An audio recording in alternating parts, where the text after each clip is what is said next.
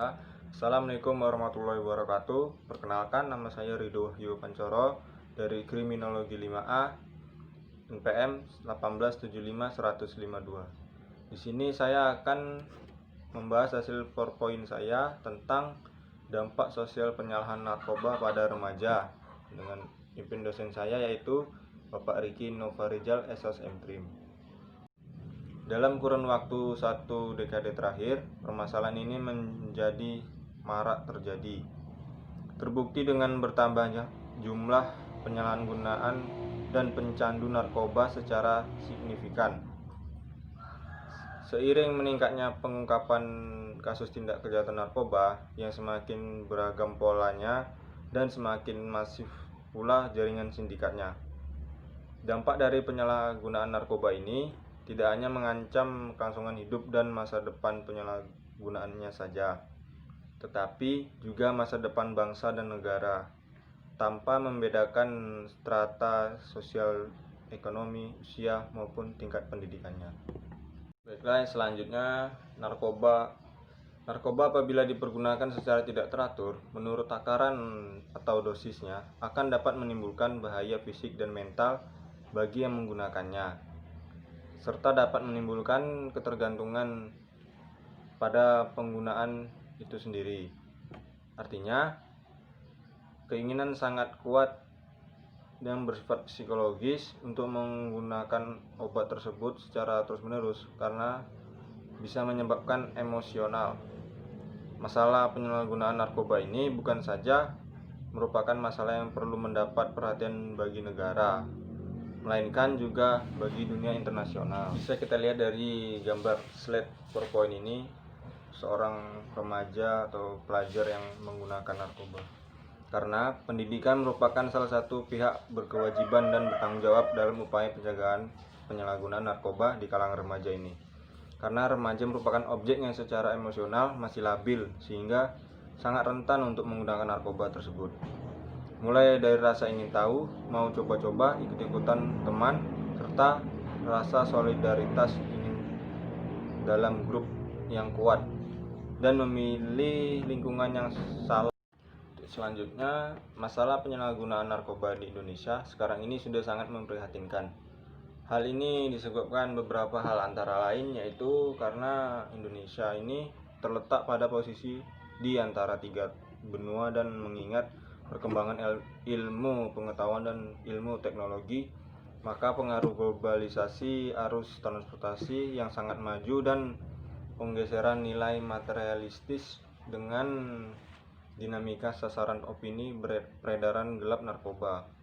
Masyarakat di Indonesia, bahkan masyarakat dunia pada umumnya, saat ini sedang dihadapkan pada keadaan yang sangat mengkhawatirkan akibat maraknya pemakaian secara ilegal bermacam-macam jenis narkoba. Kekhawatiran ini semakin dipertajam akibat maraknya peredaran gelap narkotika yang telah merabak di segala lapisan masyarakat, termasuk di kalangan generasi muda.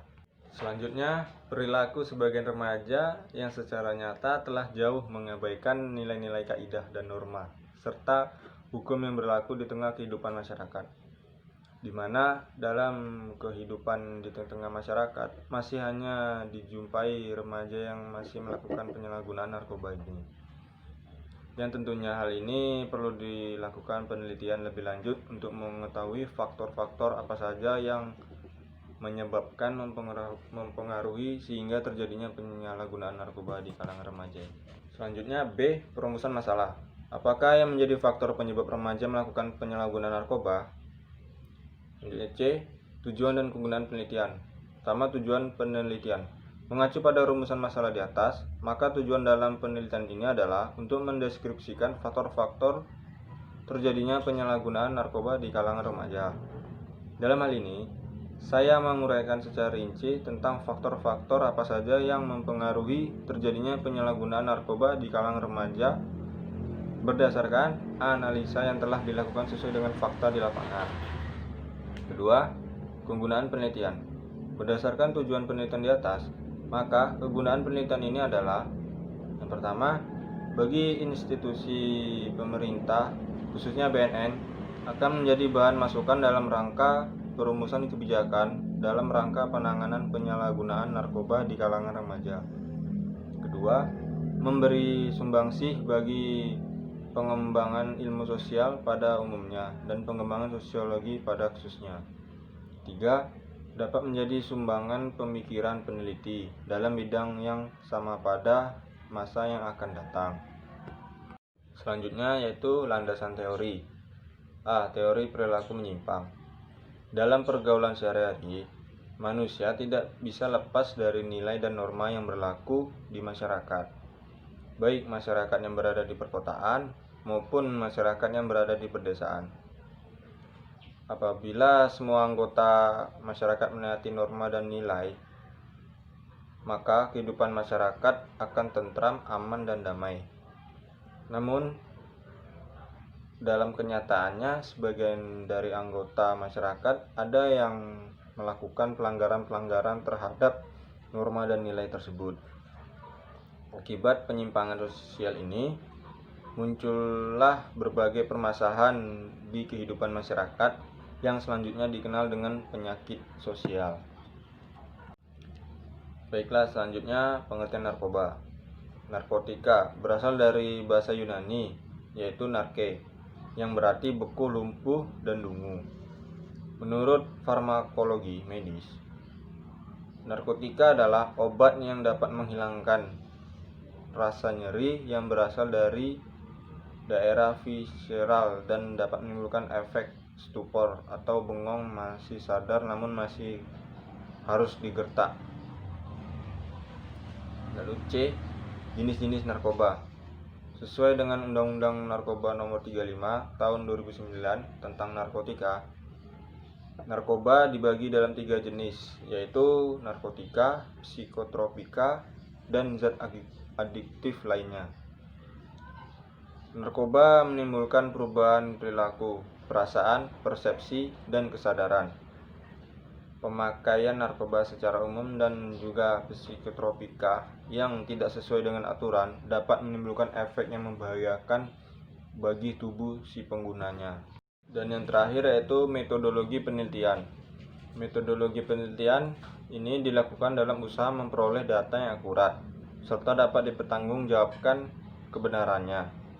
A. Pendekatan masalah. Pendekatan masalah yaitu yang didasarkan pada metode sistematika dan pemikiran tertentu untuk mempelajari satu atau beberapa gejala hukum tertentu dengan cara menganalisisnya. Di sini ada 2 macam pendekatan, yaitu pendekatan empiris dan pendekatan normatif. Pertama, pendekatan empiris. Pendekatan empiris yaitu pendekatan yang dilakukan dengan cara menggali informasi dan melakukan penelitian secara langsung di lapangan. Kedua, pendekatan normatif. Pendekatan normatif yaitu pendekatan yang dilakukan dengan cara mempelajari bahan-bahan dari pustaka yang berupa literatur